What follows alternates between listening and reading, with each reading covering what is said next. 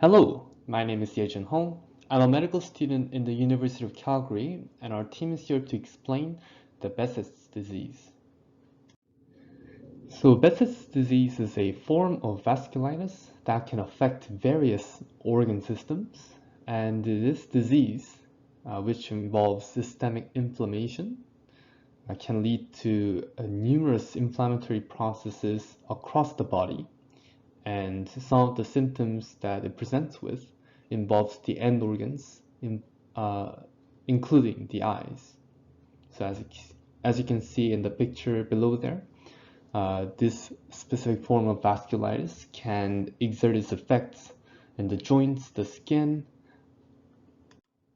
the vessels, as well as the genitourinary system, as well as the deep venous system, the GI tract, neural system, and the ocular system. The characteristic triad of a Behçet's inflammatory disease is comprised of oral aphthous ulcers, genital ulcers, and ocular disease. One notable feature of the ocular disease is uveitis with hypopyon. Hypopyon is a collection of white fluid that is dependent on gravity that collects at the bottom of the anterior chamber. The uvea is the middle layer of the eye. The innermost is the retina, and the outermost layer is the sclera. The uvea is composed of the anterior and the posterior portions, the anterior being further comprised of the iris and the ciliary body, and the posterior portion composed of the choroid. And you can see that through the diagram provided here. So how does Behçet's disease present the way it does? So first, abnormal immune activity is triggered by the exposure to infectious and non-infectious antigens. Obviously, this is not the case for everybody, because there are lots of instances with normal and appropriate immune activity. But this systemic inflammation is triggered by the abnormal and hyperactivated immune system. This systemic inflammation occurs mainly in the vascular tissues, and because the eye is one of the end organs with very fine and intricate networks of vasculature, the eyes are no exception to the pathology and presentation of Behçet's disease. So non-granulomatous panuveitis is caused by the immune system, meaning that the eye is becoming inflamed, and specifically the uveal layer of the eye. The lesions in the eyes may show the blood vessel infiltration, as seen in the bottom picture there, thrombosis sometimes, and retinal vasculitis with occlusions. And in the bottom picture, you can also note that there is hypopyon in the anterior chamber as well. An individual is of higher risk of developing Behçet's disease if they are from the Middle East or from Japan. There are no cause that's identified that can explain why this is. These are simply statistically observed. The diagnostic criteria for Behçet's disease is produced by the International Study Group for Behçet Disease. So for a patient to be declared to have Behçet's disease, they must have recurrent oral aphthous ulcers, which recurrent means having at least 3 or more times per year, plus 2 of the following 4 criteria. 1, recurrent general ulcers. 2, ocular inflammation, and you may notice aphthous ulcers, general ulcers, ocular inflammation. These are the triad of the Behçet's disease. 3, skin lesions, and 4, positive cutaneous pathogen test. The symptoms of Behçet's disease that the patient experiences is nonspecific redness in the eye, tearing up, pain, photophobia, and blurry vision. The signs that you may be able to observe in a patient with Behçet's disease include transient or temporary hypopyon, which will disperse upon shaking the patient's head or voluntary shaking of the head, explosive and recurrent episodes of uveitis, and upon pathologic examination, you may notice you'll get back the result of non-granulomatous necrotizing obliterative vasculitis, glaucoma, which is a late feature with Behçet's disease, and this is also relapsing as well. And lastly, retinal vasculitis, where both the arteries and the veins within the retina are affected.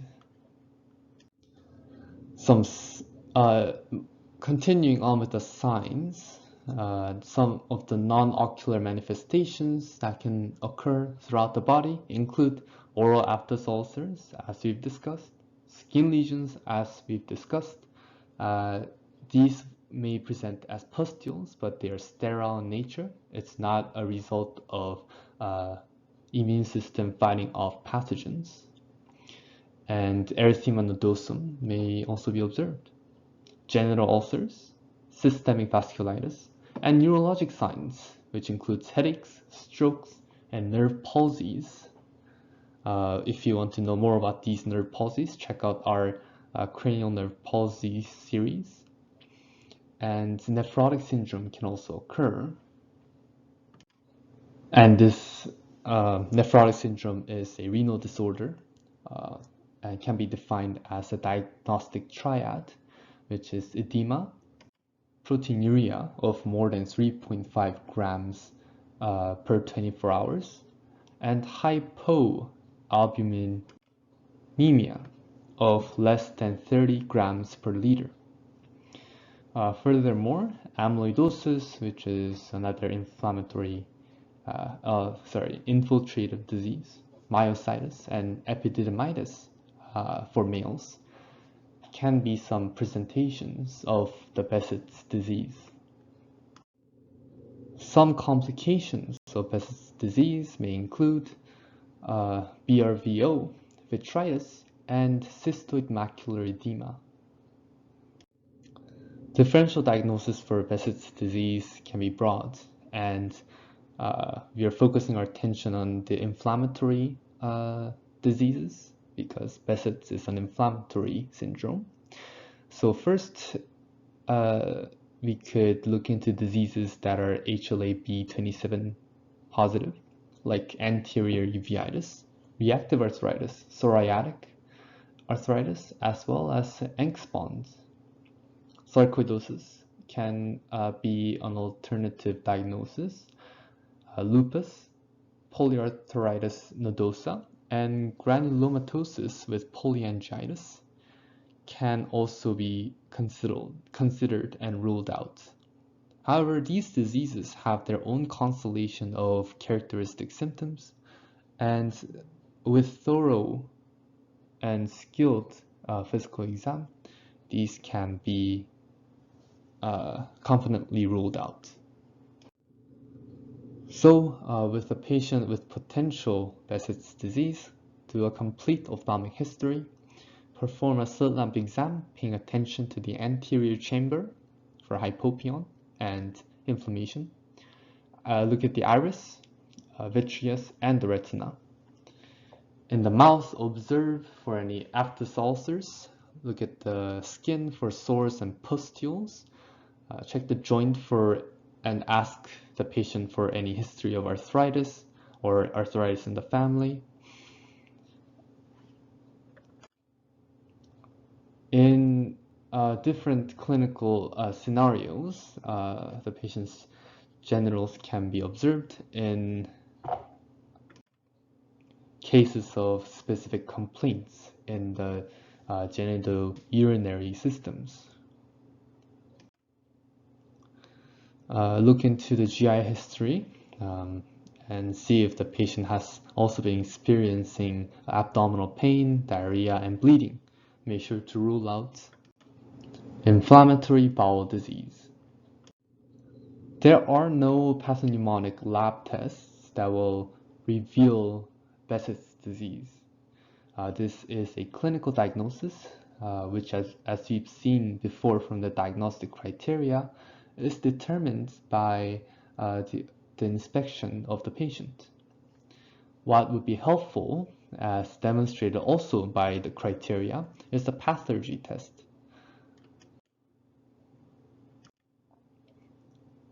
This is performed and done by inserting needle 5 millimeters deep into the skin and checking 1 to 2 days later for any papules. If this is 2 millimeters in size or greater, then this would be a positive pathology test. The mainstay of treatment for Behçet's disease would be the corticosteroids. Prednisone 1.5 milligrams per kilogram per day, and tapering it instead of stopping it right away would be the safest way to administer this particular treatment and the most effective treatment. Immunomodulatory medication can also be given, considering that this is an inflammatory disease with an abnormal immune reaction. So some of the options include azathioprine, cyclosporin, mycophenolate mofetil, and cyclophosphamide, which are generally DMARDs, infliximab, tacrolimus, chlorambucil, and interferon can also be considered. Surgery can also be elected if there is coexisting cataract. So here is a diagram summarizing everything we talked about. And this is the reference of everything that we used to put together this presentation. And these are references for our images throughout the presentation. Thank you for watching this video.